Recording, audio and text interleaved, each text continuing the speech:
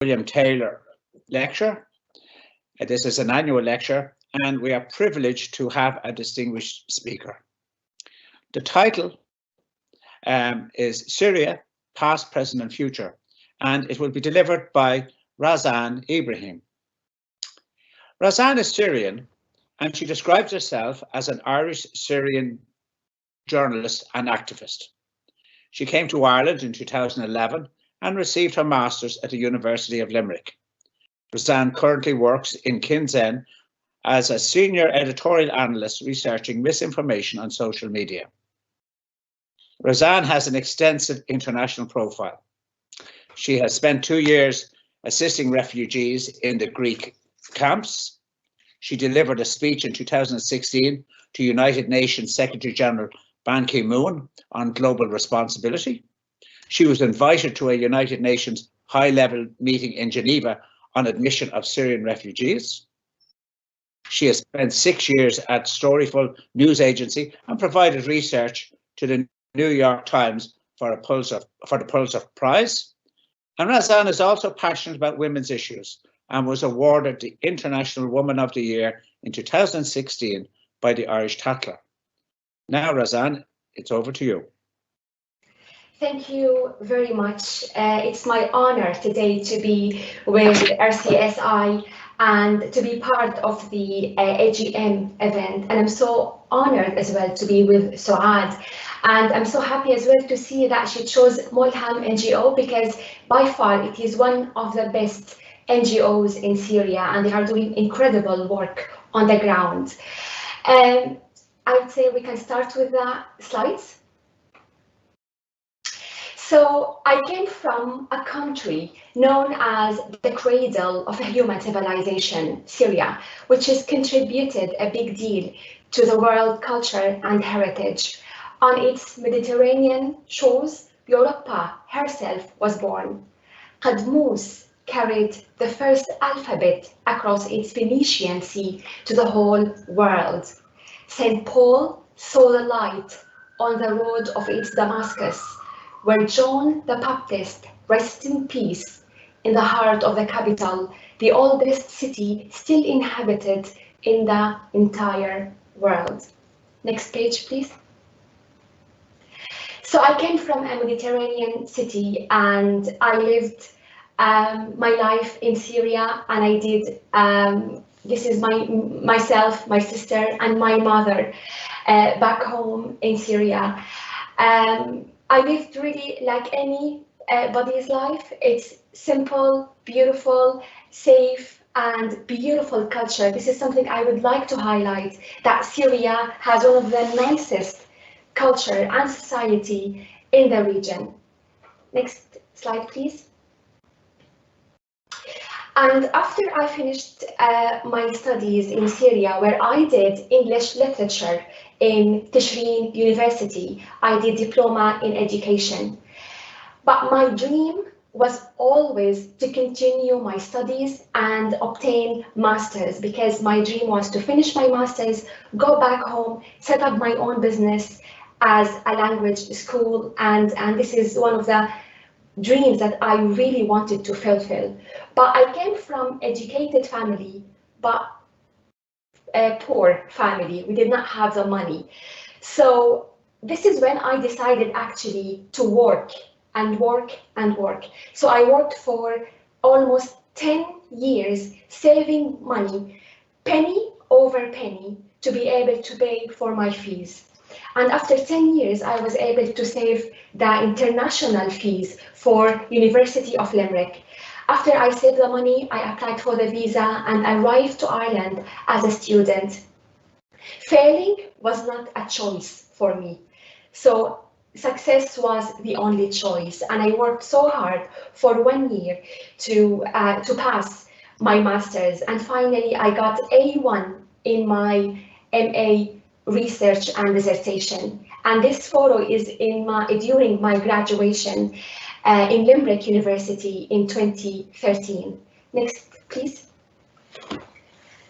But the violence escalated in Syria and I was unable to go back home. At that time, millions of Syrians were fleeing the conflict. But myself, I was here and I started to realize that the dreams that I was dreaming of and I wanted to fill actually gone with the wind. So I am now in a new country where I have now to start everything from zero. I did not know anybody in Ireland. But this is when I made the decision and I started to work and I started to know more about the culture, meet people, integrate with the people and the beautiful Irish society. And then after working in Limerick as academic manager in one of the English language schools, I moved to Dublin. And after that, I worked in a few companies, social media companies, and I became during the Syrian war, especially when I was seeing everything on social media, so passionate about Syria and so passionate about the refugee crisis and immigration and breaking these stereotypical pictures on refugees in general. So I really did my best to speak up and tell the stories of the people. And I was honored to meet one of the really greatest people in Ireland, the President of Ireland, Michael D. Higgins, several times, sharing platform to speak about refugees, about immigration. And I always remember one sentence he said. He said, addressing immigrants in Ireland, he said, "Thank you for making Ireland more interesting country." Next, please. And I was also honored to meet Ban Ki-moon when he arrived to Ireland, and I gave a speech about different programs and how we can provide safe pathways for Syrians to arrive to Ireland and to other European countries instead of taking the dangerous journey by boat. Next, please. What happened during 2015, I think, changed my life. I was working on social media and watching what's happening to my people, to the refugees. The humiliation I have witnessed on social media made me think that I can't be only witnessing this online. I want to be part of what's happening on the ground. I want to help people on the ground. And while I was working, I actually came across this photo. It's taken by a Spanish photographer, his name Daniel Etter. And this photo captured me to see a father, a man, holding his children and crying. And when I looked at the photo, there was a headline saying Cross Island. And this gives me the light that I know now what to do next. On the same day, I booked my ticket to Cross Island. Next day, I put my backpack and I traveled there and I helped refugees arriving to the shore. Next page, please. Every day I used to wake up 2 to 3 in the morning and go to the beach, waiting for refugees to arrive by boat and then helping them when they arrive, giving them water, giving them blankets, shoes, anything they need. And then just to make them welcomed, make them feel that you are not alone, and then helping them to continue their journey. Next. And during this time, I met unbelievable, resilient, amazing women that they actually were taking the lead and taking care of their families and moving to a safer country on their own with their kids. So they inspired me to speak about them, to tell their stories, and also to do practical help on the ground and helping them survive and thrive where they are coming to. Next. And I also met wonderful children that they have nothing to do with the war, but they have paid the hefty price. And I always remember this photo. this beautiful girl, I looked at her and I thought, oh my God, she looked like me when I was a baby at her age. And I told her, what's your name? And she said to me, Razan. I almost cried and I held her and I was like, I want to take photo with you and keep it with me forever. And yeah, I have this photo with Razan and I hope Razan is having safe, good life with full of happiness and education. Next. Now, when I was approached to talk about Syria, I was so happy actually to be asked to talk about Syria as a country, as a culture, and a history, because Syria, when I arrived to Ireland, was only known by war. They only know Syria through wars, but they don't know the real Syria and the real Syrians. So I'm really happy to speak more about what Syria is like. Syria is a home to 6 UNESCO World Heritage Sites, from Damascus to Aleppo to Busra to Palmyra to other beautiful ancient sites in the country. Next. And we all know Palmyra, but do we know that actually Palmyra was ruled by a queen and her name's Zenobia?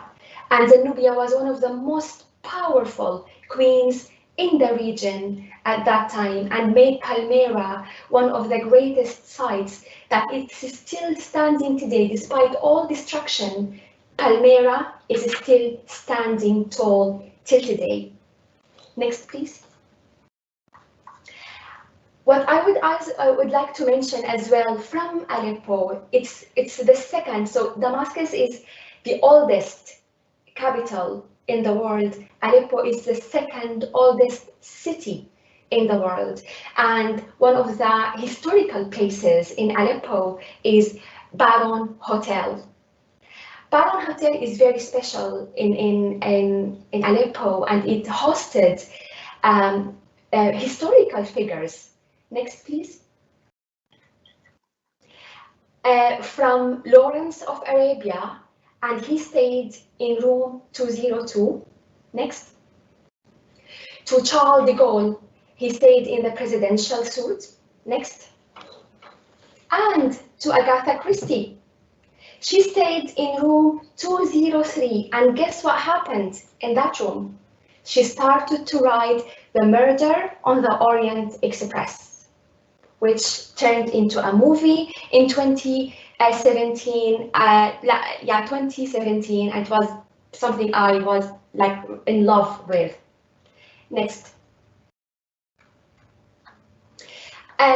Syria as well, because of the history and because of the beautiful nature. For example, you have a sea, and then 2 hours you will be in a mountain, 2 hours you will be in a desert. So beautiful geographical variety in the country. And because of as well of the historical places, around I'd say 2910, the tourism industry was flourishing before the war. Next. And to make it into context, this is statistics by the United Nations. The statistics say that Syria drew more tourists than Australia in 2010. So Australia was 5.8 million, Syria 8.5 million from across the world. Next. And according to United Nations, as well as statistics, Syrians were like anybody else, like any culture, any society. In 2011, top searches were Arab Idol, bodybuilding, summer fashion, and Miley Cyrus. These were the top searches by Syrians, and I'm speaking here before the war. Next. And football as well, it's one of the biggest cultural events, and Barcelona, Real Madrid, this kind of really popular YouTube searches around that time. Next.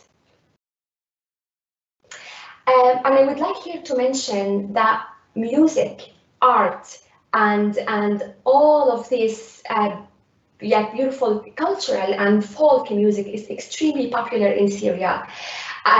In addition to international music, for example, in 2010, Gorillaz became the biggest Western band to play in Syria, and I personally myself attended Brian Adams' concert in Damascus, and that was one of the really beautiful things to see at that time in 2010. Next. And the Syrian food.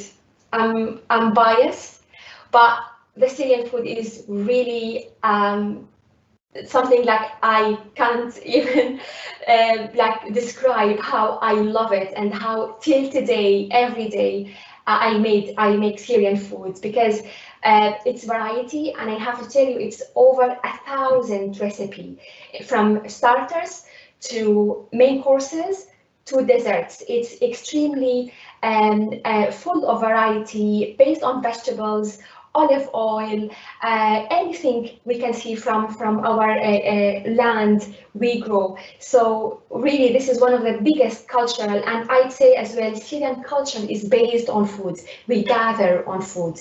So this is like example of what we have, from hummus to falafel to tabbouleh to baba ghanoush and all the rest. Next. And what I would like to mention as well, education. Education for Syrians is extremely important. And that's when I even left Syria. My dad helped me, my auntie helped me, and with, in addition to my savings, to be able to actually continue my studies. And this is not only me, a lot of Syrians. They thrive to education, they want to be educated, they want to get higher education.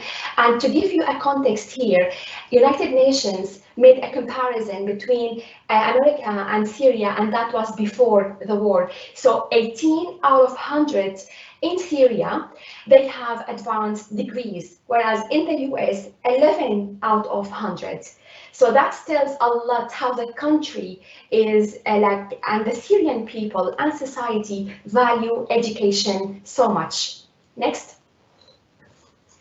And to mention here, Syria has only one golden medal, Olympic golden medal. And this Olympic golden medal was actually obtained by a woman.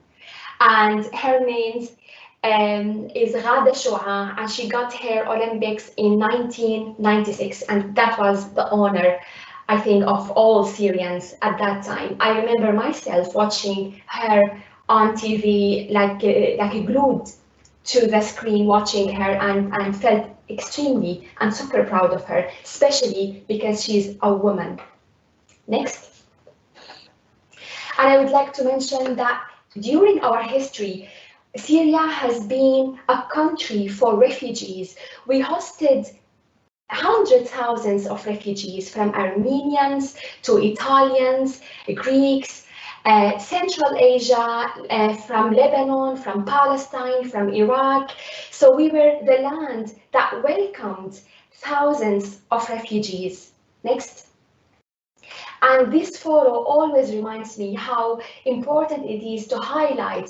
This photo is actually from 1942 and shows a Syrian woman distributing food and clothes to Greek refugees families arrived to Syria on January 11, 1948. So when I see this photo, it's just always made me proud of myself, but also made me sad.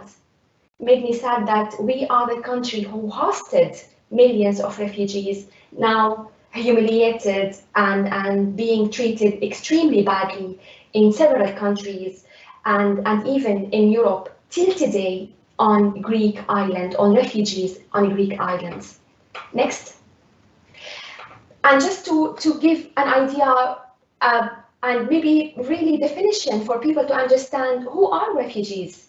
Refugee is a person who has been forced to leave their country in order to escape war, persecution, or violence. Remember, refugees are people who are seeking life, not a better life. So it's always important to understand why people are refugees. What's the reason behind that? Next, please. So this country, as I said, that hosted thousands of refugees, we've really suffered one of the biggest humiliating war, aggressive and brutal war, and also humiliating refugee crisis in our time, and actually in I think especially after the Second World War.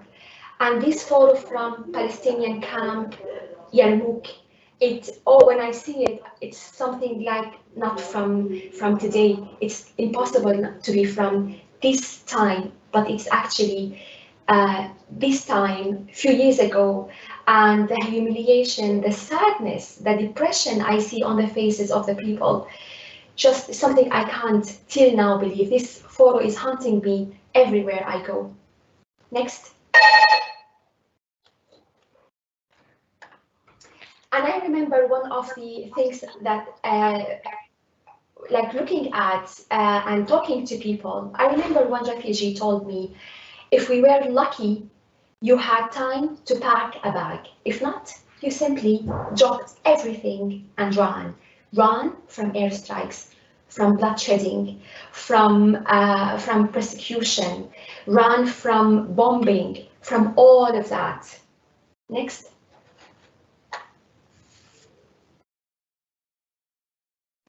And during the war, more than 2 million Syrians have been killed or injured. And I can add to that, hundreds forcibly disappeared in detention centers, and nobody knows their families, they don't know anything about them. Next. And as I mentioned that education, schools is extremely important for Syrians, but actually schools have suffered a lot. And 1 in 4 schools have been damaged, destroyed, or they are used as shelters because people have nowhere to go. Only schools to be protected and to be safe under the shelter in schools. Next. And I would like here to highlight that women and children, they paid the hefty price, and they make up the majority of Syrian refugees.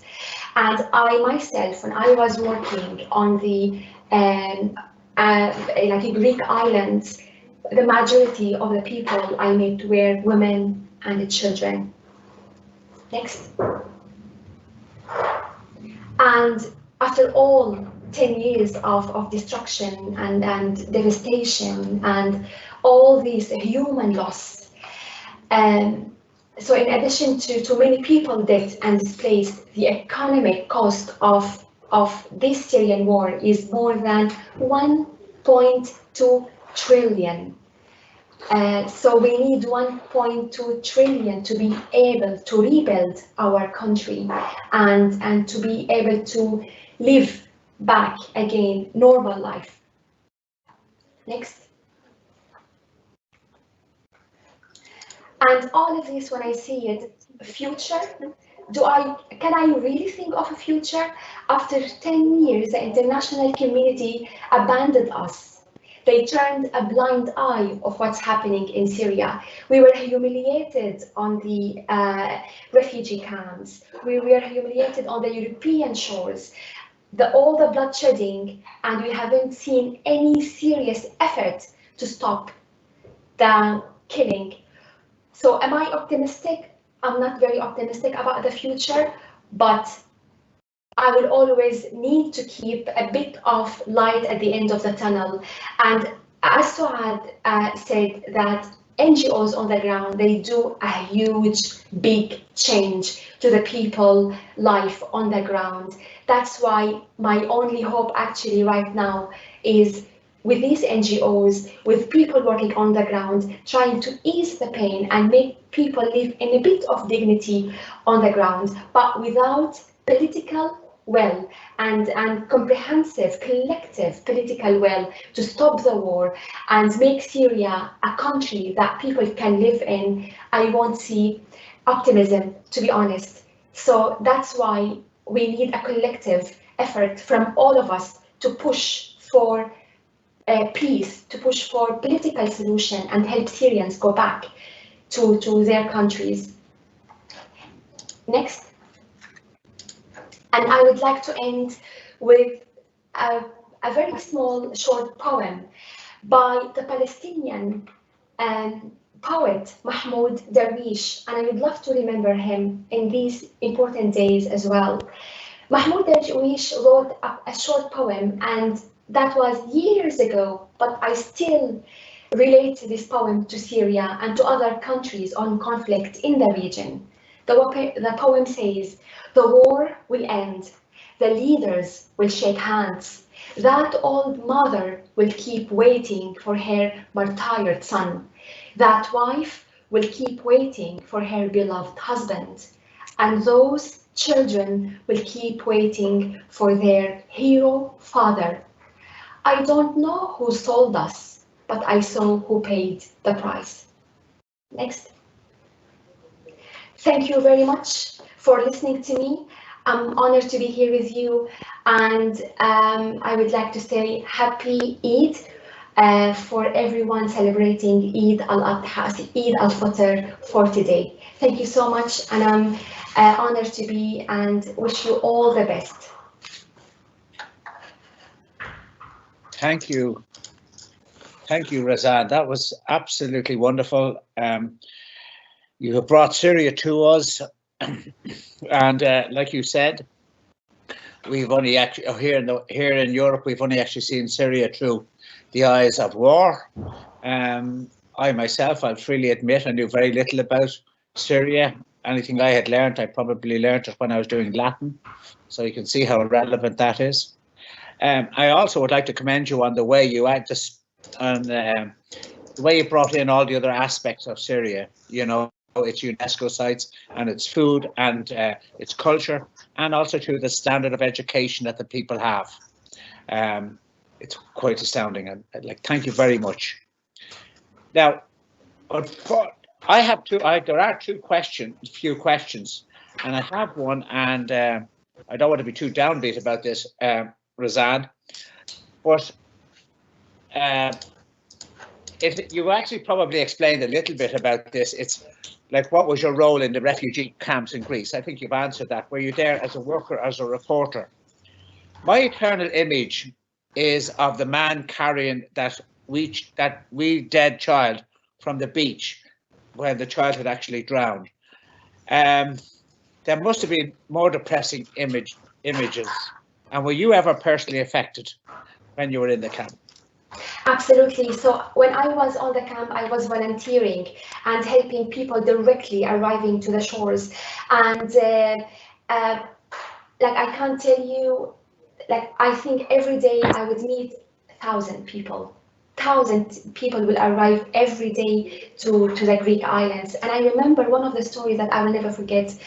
A boat full of children and mothers arrived to the shore, and then a woman came out of the boat counting her children, and she was like 1, 2, 3, and she stopped. Her fourth child was lost in the middle of the sea, and they were unable to go back and pick her last child. And believe me, I spend really hard time. When I finish my shift every day, I go back and cry and cry and cry. But I wake up every day more determined to help. When I arrived to Ireland, it affected me big deal because I stayed when I arrived to my bedroom, I had a roof, I had warm bed, and I had water, clean water that I can drink. And I am in a safer place, in a safe country. And I got really, I'd say, depressed for a while because I couldn't know what to do. So I felt like I needed to do something to help. This is when I started to actually tell their stories, help them on the ground, fundraising for for a lot of medical operations on the ground, for example, providing houses for Syrian women in living in refugee camps for like rent allowance, etc. So really wanted the best I can do because I have witnessed in my own eyes. So it's definitely affect me, but this effect I always transfer or translate this into action and to steps that I can help women and people on the ground. I've just got one other, this is just your opinion on this. Dr. Angela Merkel, as Chancellor of Germany, accepted 1 million Syrian refugees, did she not? And, you know, when I see your slide there, when you say that 18 out of 100 people are professionally educated, I mean, that must be a tremendous, wonderful bonus for any particular country to take in such educated people, you know? Do you have any ideas or opinions on that particular move? Absolutely. Definitely, if the country, I'd always say, if the country and the government in the country is clever, they can actually invest in the people, and they can expand the people's education to higher education and then into the work and the labor. So it's extremely important that we understand that refugees are people with huge potentials. They are people thriving to start a new life and to get education and to be educated and start a better life and a life in dignity and achievement. So absolutely, that's very important. But what we need actually governments that understand that and they work on that and they look for each refugee. They find the unique aspect of each one, what they are good at, and invest in that, because this is any country would thrive on refugees and immigration because they bring different perspectives, different ideas to any country. Okay, I'm going to have to, I think we're going to have to end here soon. I tell you, it must have been, you know, when you actually met the people coming in from the sea and they were Syrian, but you could speak Syrian. You know, that must have been actually, because that must have been a help perhaps to the people in that need. Now, normally at this stage, Razan, we would adjourn for dinner in the college, and you know, there'll be many people who would normally wish to speak to you, but unfortunately, that's not possible this year. But perhaps you will sort of come and visit us again in the Royal College in the future, and we want to know you would always be welcome. Absolutely, my pleasure. And thank you very much for that wonderful talk.